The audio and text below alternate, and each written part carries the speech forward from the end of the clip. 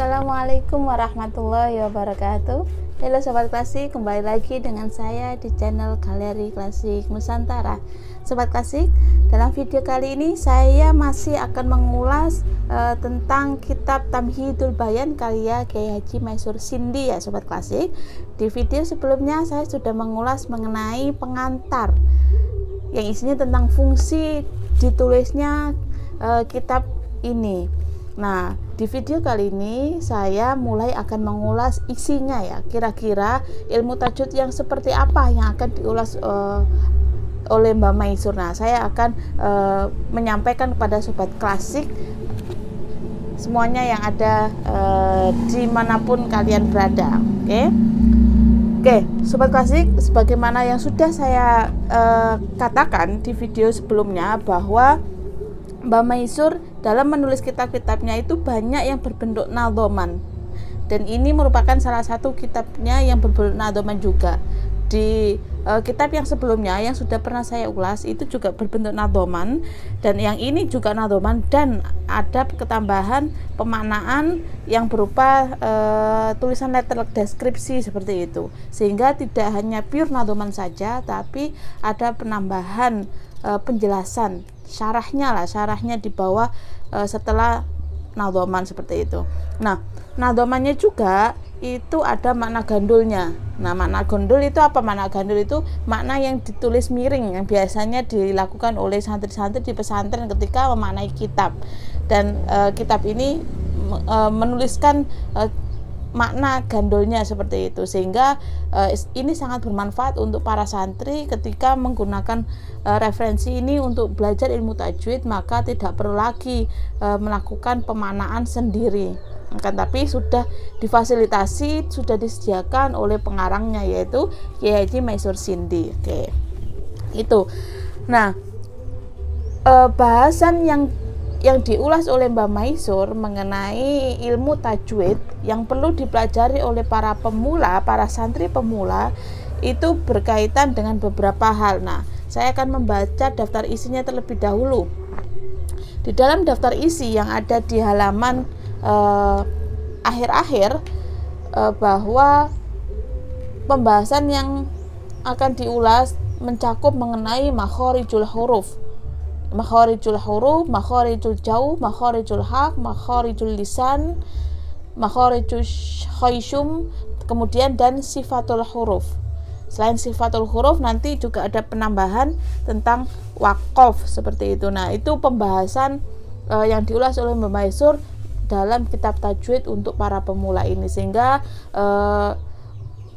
mempelajari ilmu tajwid menggunakan kitab ini tidak semua keseluruhan pembahasan tentang ilmu tajwid terangkum dalam kitab Tamhidul Bayan ini Sobat Klasik, sehingga masih perlu untuk bahasan lanjutan untuk keseluruhan ilmu tajwid, perlu buku lain, perlu kitab lain untuk dipelajari. Ini bahasan tentang makhorijul dan sifatul huruf menurut Mbak Maisur, sebagaimana video saya sebelumnya, bahwa untuk memperkenalkan para santri awal, para santri untuk terhindar dari kesalahan-kesalahan ketika membaca Al-Quran, maka perlu memahami tentang ilmu tajwid. Dan ini merupakan bahasan awal yang perlu dipelajari paling awal ketika belajar ilmu tajwid, yaitu tentang makhorijul huruf dan sifatul huruf seperti itu. Nah, bahasan pertama diberi subbab makhorijul huruf dalam tanda kurung. Nah, makhorijul huruf lalu dimaknai utawi iki iku nerangake piro-piro makhroje huruf. Nah, berarti nadhom pertama berkaitan tentang makhorijul huruf. Nah, model Mbak Maisur ketika menjelaskan itu satu bait nadhoman lalu diikuti oleh penjelasan tambahan seperti itu. Contohnya ini, dalam makhorijul huruf ada satu bait yang diungkapkan, yaitu halkun lisan syafatun khayshum al jaufu summaliyazim maksumu. Ada makna gandulnya. Nah, makna tambahannya seperti ini, makna ulasannya: artosipun makhraj makhorijipun huruf ingkang asal punika wonten gangsal. Ada 5 makhorijul huruf itu. Yang pertama yaitu asalnya dari gorokan. Makhorijul huruf itu apa? Keluarnya huruf, keluarnya bunyi huruf-huruf. Yang pertama dari tenggorokan, gorokan bahasanya. Yang kedua dari ilat, nah, dari lidah. Yang ketiga dari lambe, dari mulut. Yang keempat dari janur irung, hidung. Nah, dari hidung ini. Dan yang kelima awang-awangipun cangkem. Nah, atasnya cangkem seperti itu. Nah, itu tempat-tempat keluarnya huruf yang perlu dipahami oleh para santri pemula ketika belajar ilmu tajwid. Bahasan yang kedua, sebab dari makhorijul huruf. Yang pertama, makhorijul jauf, yaitu utawi iki iku piro-piro makhraj ing dalem awang-awange cangkem. Nah, bahasan pertama sebabnya tentang tempat keluarnya huruf-huruf di mulut bagian atas. Nah, ada satu nadoman yang dijelaskan. Ini fa'ahruful mati li jaufil alsuni yamtaddu fihi fil marotibi buni. Nah, penjelasannya seperti ini. Artosipun huruf-huruf mat punika makhrajipun wonten ing awang-awangipun cangkem lan panjang nutuk-nutukipun sebab tutukipun hawa. Pramila mat punika kenging gaunda usuk kapangkat miturut sak kajengipun ingkang gadah swara. Nah, bahwa makhraj huruf jauf ini berkaitan dengan huruf-huruf mat seperti itu. Nah, huruf-huruf mat. Tak ada tambahan penjelasan lagi.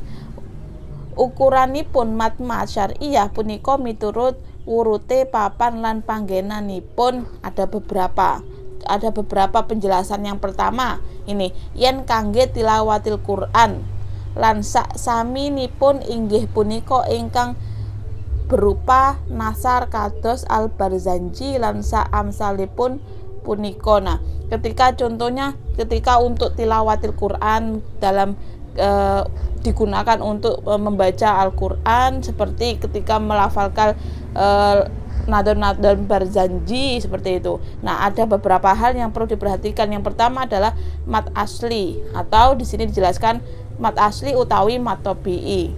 Mat tobi'i itu panjang pengucapannya adalah satu alif, setunggal alif atau kali harokat, 2 harokat. Nah, penjelasan tentang makhorijul huruf ini Mbak Maisur mencontohkan atau menjelaskan lebih lanjut tentang bacaan mat panjang ketika membaca bacaan yang panjang seukuran satu alif atau 2 harokat seperti itu. Nah, kemudian bacaan yang dalam mat sendiri itu yang kedua bentuknya adalah mat wajib mutasil dan mat jaiz munfasil. Nah, mat wajib mutasil dan mat jaiz munfasil ini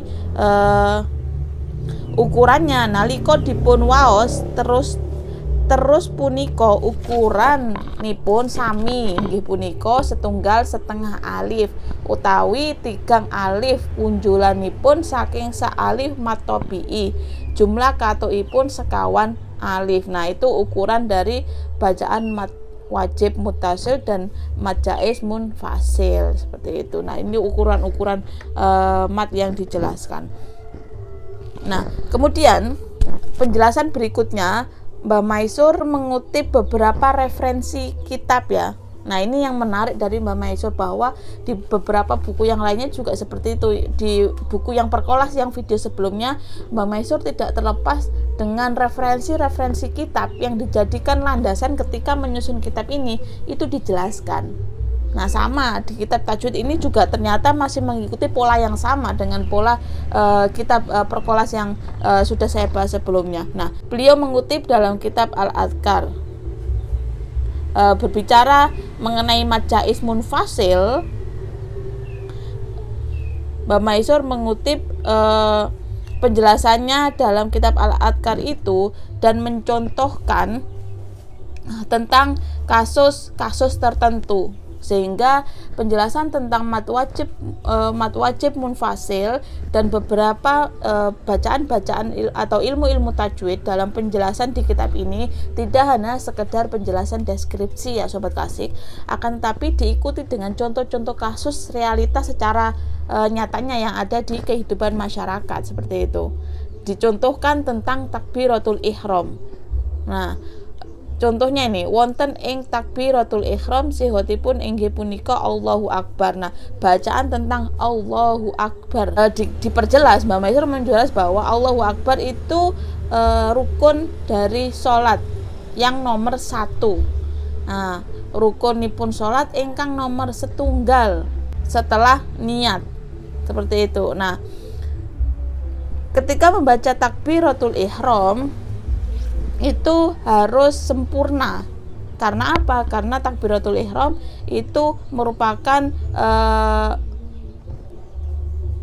suatu rukun yang wajib yang harus menjadi syarat sahnya suatu sholat, sehingga melafalkan huruf hamzah dalam Allahu Akbar itu harus sempurna. Dan di sini Mbak Maisur juga menjelaskan teknis ketika melakukan takbiratul ihram ketika yang ada dalam sholat, yaitu ketika membaca hamzah Allahnya itu A, itu diikuti dengan tangan diangkat ke kuping seperti itu, sehingga teknisnya ketika membaca Allah itu sekaligus Allah. Nah, itu harus diperhatikan. Nah, sehingga saya melihat penjelasan kitab ini bukan hanya sekedar ilmu tajwidnya saja, akan tapi gimana contoh real mempraktekkan bacaan ilmu tajwid dan juga diikuti dengan tata cara gerak-geraknya ketika melakukan sholat itu, sehingga sholatnya bisa sempurna dan nantinya menjadi sholatnya itu sah seperti itu. Nah, di sini jelaskan hamzah lan kato-katoipun raf'il yadain. Nah, ketika membaca hamzah dengan berbarengan dengan mengangkat kedua tangan. Nah, itu penjelasan mengenai contoh kasus real takbiratul ihram ketika membaca Allahu Akbar.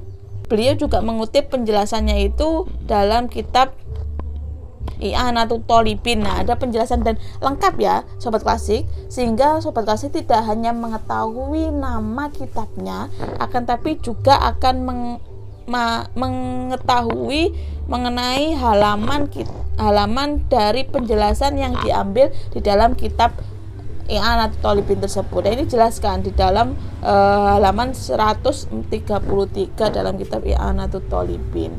Setelah itu Mbak Maisur tidak langsung ke pembahasan selanjutnya mengenai mat-mat tadi itu, akan tapi masih penjelasan tentang takbiratul ihram, praktek bacaan Allahu Akbar, dan teknis pelaksanaan dalam sholat itu dijelaskan secara panjang. Dan saya tidak akan mengulas secara panjangnya karena ini secara teknis dan bisa sobat klasik dapatkan dalam kitab-kitab fikih ya. Yang saya tekankan gimana kasus-kasus contoh-contoh yang ada dalam realitas di masyarakat itu dikaitkan dengan cara baca Al-Quran dalam praktek sholat. Kemudian Mbak Maisur di sini menjelaskan bentuk-bentuk makhraj dan sifatnya bacaan Allahu Akbar masing-masing. Nah, ada peta konsep yang dibuat oleh Mbak Maisur. Nah, ini bisa sobat kasih lihat. Ada peta konsep yang dibuat oleh Mbak Maisur mengenai bacaan Allahu Akbar. Alif, lam, ha, alif, kaf, ba, rob, lalu alif, lam, tasdid, ha, alif, kaf, ba, rob, dan sampai bacaan Allahu Akbar selesai itu dipaparkan satu persatu. Nah, dan di sini Mbak Maisur juga mengaitkan tentang bacaan Allahu Akbar ini dalam kasus contoh adzan, muadzin yang melantunkan bacaan adzan seperti itu. Nah, Mbak Maisur sebelum menjelaskan tentang bacaan Allahu Akbar dalam adzan, dalam praktek adzan, Mbak Maisur juga mengutip mengenai fungsi dari adzan. Nah, ini sehingga ketika belajar kitab ini, belajar tentang ilmu tajwid, akan mendapatkan ilmu tambahan yang lain yang tidak berkaitan dengan ilmu tajwid. Nah, di sini dijelaskan tentang fungsi dari adzan itu sendiri. Oke, dijelaskan nih, pramila menika ingkang kula ngarep-ngarep lan kula perbaiki kelawan kaifiyahipun dhateng santri kula tentang adzan mekaten. Nah, ada dua yang ingin diperbaiki agar para santri memahami mengenai fungsi adzan. Yang pertama, adzan punika wonten kolone ingkang namung nekani sunnah krana nglampahi salat maktubah, bahwa adzan itu merupakan suatu kesunahan dalam menjalankan salat. Yang kedua, adzan tersebut sebagai syiar dakwah. Nah, inggih punika adzan ingkang manggen wonten ing setunggalipun papan ingkang kangge ngempalaken jamaahipun salat ahli Korea. Nah, fungsi dari adzan itu fungsinya adalah untuk mengumpulkan para jamaah, para masyarakat untuk bareng-bareng melaksanakan sholat di masjid atau bersama-sama sholat menuju sholat di masjid atau di musola seperti itu. Dan ini dijelaskan sholat ahli Korea itu kan masyarakat sekitar penduduk. Nah, setelah itu baru menjelaskan makhraj atau posisi letak dari bacaan-bacaan Allahu Akbar yang ada dalam adzan dan juga takbiratul ihram. Nah, contohkan Allahu Akbar. Nah, bacaan hamzah itu harus wajib dibaca sempurna, baik makhraj maupun sifatnya, ya. Bahasanya mahos hamzah wajib sempurna makhraj dan sifate. Kemudian penjelasan tentang tasydid dalam Allah tasydidipun lam jalala wajib sempurna lan panjangipun mat tabii krana kangge ngundang tiang kata tigang alif takriban. Nah, fungsinya tasydid itu adalah fungsinya tasydid kan ini adzan. Dalam konteks ini beliau mencontohkan lebih condong contoh ke adzan, bahwa fungsi adzan untuk mengundang para jamaah, sehingga tasydid ini harus dibaca dengan sempurna sebagaimana bacaan matnya, karena di situ ada tasydid dan juga alif harokat panjang. Penjelasan tentang hak Allahu hu-nya itu makhraj lan sifate hak wajib sempurna, boten kenging samar-samar ingkang wonten ing awang-awang cangkem. Nah, bacaan hak itu berada letaknya di atasnya mulut bagian atas di awang-awang cangkem, dan nggak boleh samar-samar, harus jelas seperti itu. Kemudian Allahu Akbar dalam adzan, Allahu Akbar yang kedua, hamzah dipun fathah terang boten kenging mireng. Nah, harus terang. Kemudian ro, bacaan ro. Nah, ro Allahu Akbar ro mati itu ro sunat pejah lan wajib kawahos tafkhim, bahwa ro itu dimatikan ketika baca Allahu Akbar. Ro itu disukun harokatnya dan dibaca mati, maka bacanya itu wajib tafkhim. Tafkhim itu apa? Tafkhim adalah dibaca dengan tebal. Amanggenipun ro sunnah pejah amargi ba'danipun kalimat menika sunnah wakof, tapi wakofipun namung sak saktah amargi kalimat kalih punika sunnah wonten ing swara setunggal. Nah, karena apa? Karena dalam bacaan adzan Allahu Akbarnya kan dua kali Allahu Akbar. Jeda antara Allahu Akbar yang pertama dan yang kedua itu harus ada jeda, dan jedanya itu nggak lama. Kalau di penjelasan Mbak Maisur ini sebagaimana wakof dalam sakta, yaitu berhenti tanpa bernafas itu, dan beliau mengutip dalam kitab I'anatut Thalibin di halaman 238. Bacaan Allahu Akbar itu matobi'i 5 alif takriban. Nah, dijelaskan lagi Allahu Akbar yang kedua. Dalam adzan kan Allahu Akbar disebut dua kali ya, Allahu Akbar, Allahu Akbar, Allahu Akbar, Allahu Akbar. Nah, Allahu Akbar yang kedua itu juga dijelaskan lagi, ya, Allah yang tasydid, lam alif tasydid dan juga harokat fathah panjang itu disebut dengan mad tabi'i dengan bacaan 5 alif bacanya yang kedua. Dan kemudian Allah yang kedua, Allahu Akbar yang kedua, yaitu mad tabi'i paling panjang 7 alif. Nah, mad tabi'i dengan paling panjang 7 alif seperti itu. Kemudian masuk ke asyhadu alla ilaha illallah. Nah, jelaskan lagi. Asyhadu, hamzahnya hamzah keda kawaus fathah terang, harus dibaca dengan terang. Allah asyhadu seperti itu. Penjelasan lanjutannya shin juga dibaca. Ada penjelasan tentang makhraj dan sifat atau letaknya, gimana cara membaca dengan sempurna bacaan adzan. Kenapa Mbak Maisur menjelaskan dengan detail mengenai bacaan lafaz-lafaz dalam adzan? Karena menurut Mbak Maisur, lafaz ini adzan adalah fungsinya untuk memanggil orang, sehingga dan ini merupakan suatu kesunahan, maka sangat dianjurkan untuk membaca dengan sempurna sesuai makhraj dan sifatnya seperti itu. Nah, beberapa halaman penjelasan tentang Allahu adzan, Allahu Akbar, asyhadu alla ilaha illallah, hayya 'alas shalah, hayya 'alal falah, terus bacaan dalam adzan sholat subuh juga as-sholatu khairum minan naum, ini dijelaskan tempat-tempatnya, makhorijul huruf dan sifat-sifat huruf dalam masing-masing huruf di bacaan adzan tersebut. Nah, ini setelah contoh bacaan adzan tersebut, Mbak Maisur baru berganti ke pembahasan berikutnya tentang makhorijul halqi, makhorijul lisan. Nah, di sini beberapa penjelasan setelah tentang kasus adzan, Mbak Maisur belum mengutip atau belum mencantumkan contoh kasus lagi, hanya penjelasan secara deskripsi di dalam ilmu tajwid. Oke, dan kemudian ketika membahas tentang makhorijul lisan, nah, ketika membahas tentang makhorijul lisan, Mbak Maisur di sini menggambar atau mengilustrasikan tentang bentuk-bentuk gigi ya. Nah, bentuk-bentuk gigi. Nah, ini bisa sobat klasik lihat. Nah, sangat jelas, tidak hanya secara deskripsi, tapi ada tambahan ilustrasi bentuk-bentuk gigi dan nama-nama dari bentuk-bentuk gigi ketika melafalkan suatu huruf. Penjelasan mengenai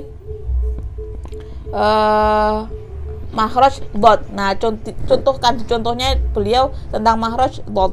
Artasipun makhrajipun dhad punika wonten salah setunggalipun pinggir kalihipun ilat utawi kekalihipun panjang dumugi pinggiripun ilat ingkang sak celakipun untu bam. Nah, setelah menjelaskan tentang untu bam, baru dicantumkan gambar ilustrasi mengenai bentuk-bentuk gigi dan sebutan dari gigi tersebut seperti itu. Nah, penjelasan selanjutnya masih seperti yang ada dalam kitab-kitab tajwid yang lain ya, tentang makhorijul khoisyu, makhorijul syafa, dan diikuti dengan penjelasan rangkuman dari penjelasan tentang makhrij huruf tadi di dalam bentuk tabel.